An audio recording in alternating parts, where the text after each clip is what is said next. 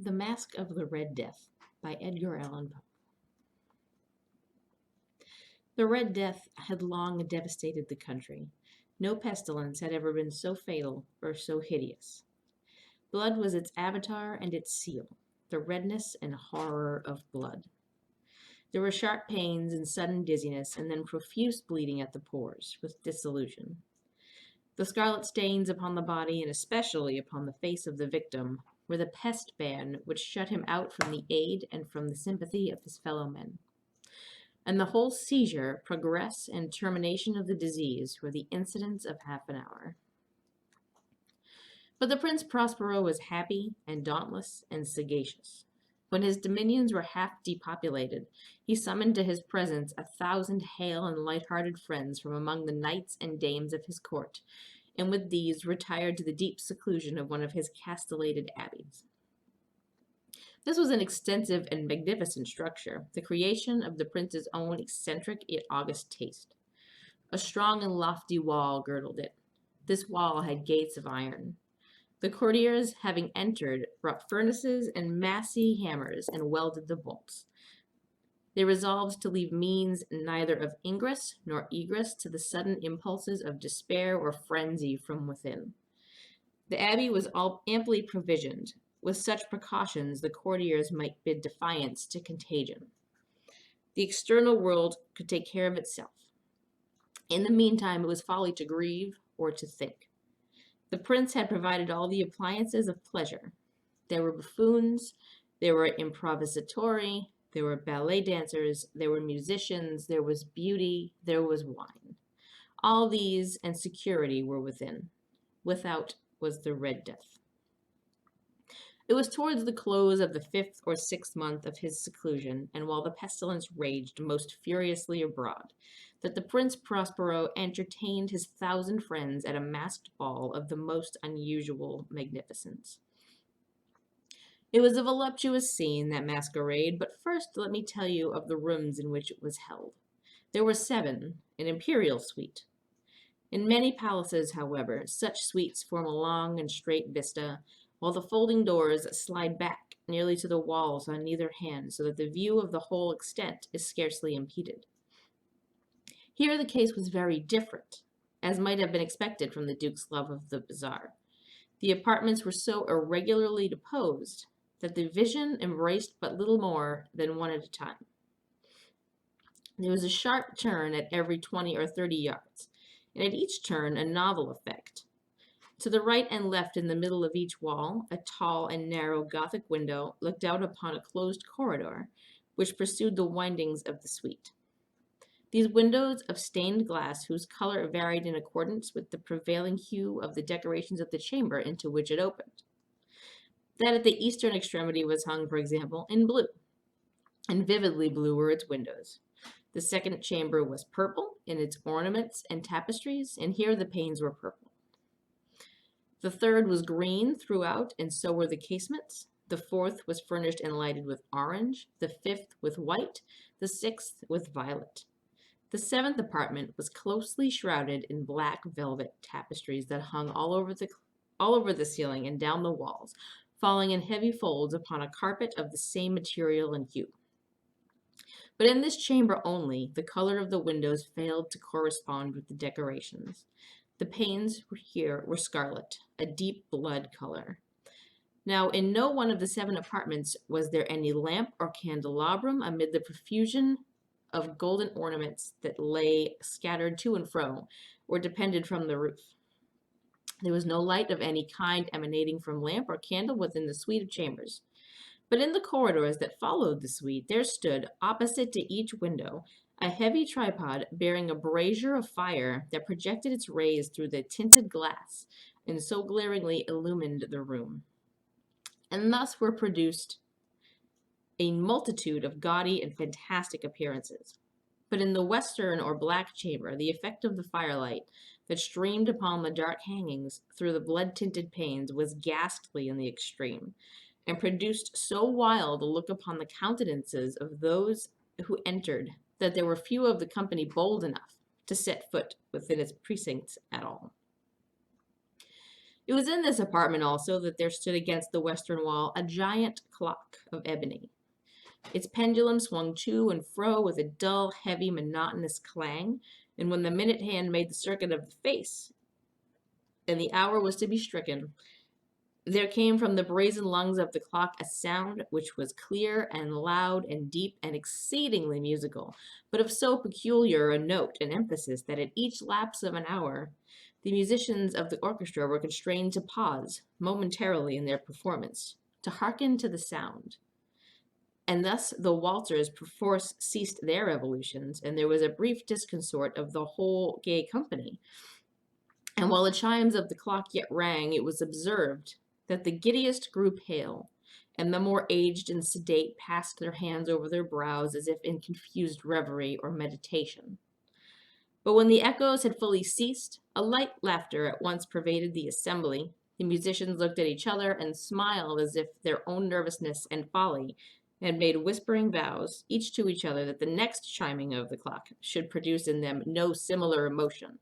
And then, after the lapse of 60 minutes, which embraced 3,600 seconds of the time that flew, there came yet another chiming of the clock, and then were the same disconcert and tremulousness and meditation as before.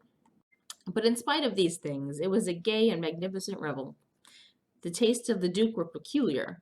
He had a fine eye for colors and effects. He disregarded the decora of mere fashion. His plans were bold and fiery, and his conceptions glowed with barbaric luster. There are some who would have thought him mad. His followers felt that he was not. It was necessary to hear and see and touch him, and to be sure that he was not. He had directed in great part the movable embellishments of the 7 chambers upon occasion of this great feat, and it was his own guiding taste which had given character to the masqueraders. Be sure they were grotesque. There was much glare and glitter and piquancy and phantasm, much of what had been seen in Hernani. There were arabesque figures with unsuited limbs and appointments. There were delirious fancies such as the madmen fashions. There were much of the beautiful, much of the wanton, much of the bizarre, something of the terrible, and not a little of that which might have excited disgust. To and fro in the 7 chambers there stalked, in fact, a multitude of dreams. And these, the dreams, writhed in and about, taking hue from the rooms, and causing the wild music of the orchestra to seem as the echo of their steps. And anon there strikes the ebony clock which stands in the hall of the velvet, and then for a moment all is still, and all is silent, save the voice of the clock. The dreams are stiff frozen as they stand, but the echoes of the chime die away. They have endured but an instant, and a light, half-subdued laughter floats after them as they depart.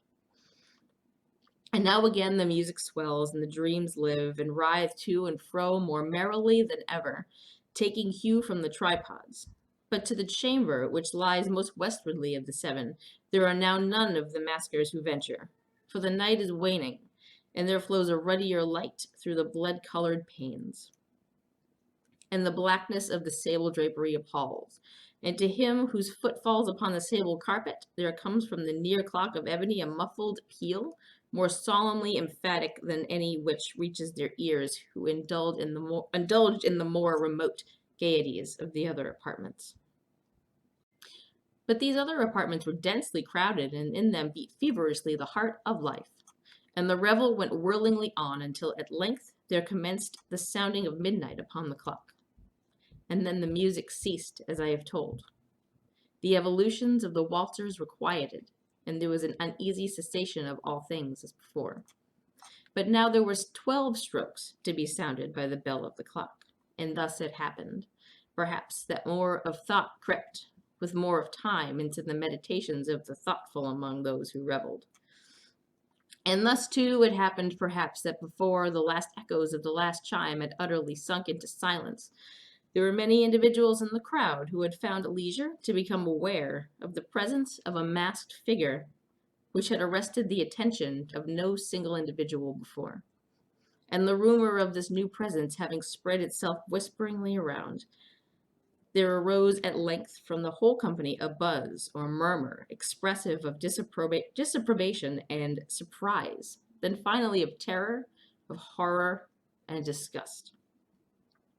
In an assembly of phantasms such as I have painted, it may well be supposed that no ordinary appearance could have excited such sensation.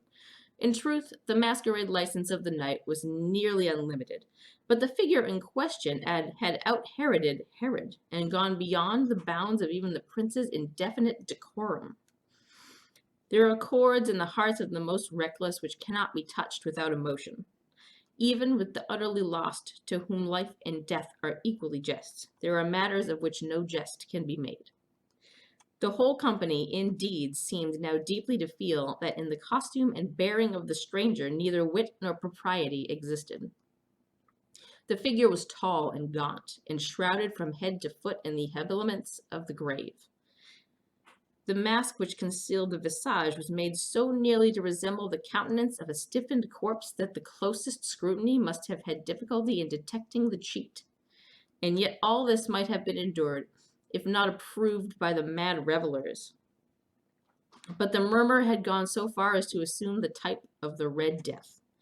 His vesture was dabbled in blood, and his broad brow, with all the features of the face, was besprinkled with the scarlet horror.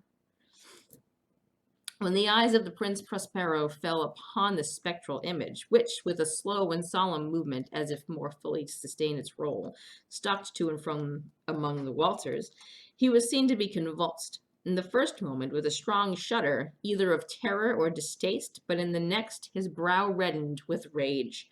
"Who dares," he demanded hoarsely of the courtiers who stood near him, "who dares insult us with this blasphemous mockery? Seize him and unmask him, that we may know whom we have to hang at sunrise from the battlements." It was in the eastern or blue chamber in which stood the Prince Prospero as he uttered these words. They rang throughout the 7 rooms loudly and clearly, for the prince was a bold and robust man, and the music had become hushed at the waving of his hand. It was in the blue room where stood the prince with a group of pale courtiers by his side. At first he spoke. There was a slight rushing movement of this group in the direction of the intruder, who at the moment was also near at hand, and now, with deliberate and stately step, made closer approach to the speaker. But from a certain nameless awe, with which the mad assumptions of the mummer had inspired the whole party, there were found none who put forth hand to seize him, so that unimpeded he passed within a yard of the prince's person. And while the vast assembly, as if with one's impulse shrank from the centers of the rooms to the walls, he made his way uninterruptedly, but with the same solemn and measured step which had distinguished him from the first, through the blue chamber to the purple, through the purple to the green to the orange, through this again to the white, and even thence to the violet, ere a decided movement had been made to arrest him.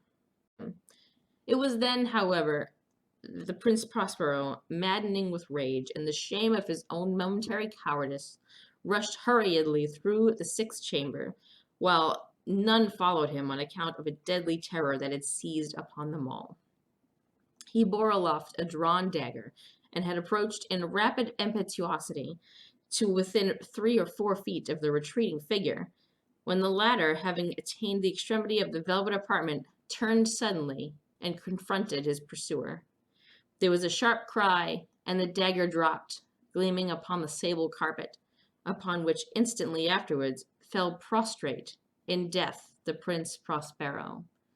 Then, summoning the wild courage of despair, a throng of the revelers at once threw themselves into the black apartment, and seizing the mummer, whose tall figure stood erect and motionless within the shadow of the ebony clock, gasped in unutterable horror at finding the grave cerements and corpse-like mask, which they had handled with so violently a rudeness, untenanted by any tangible form.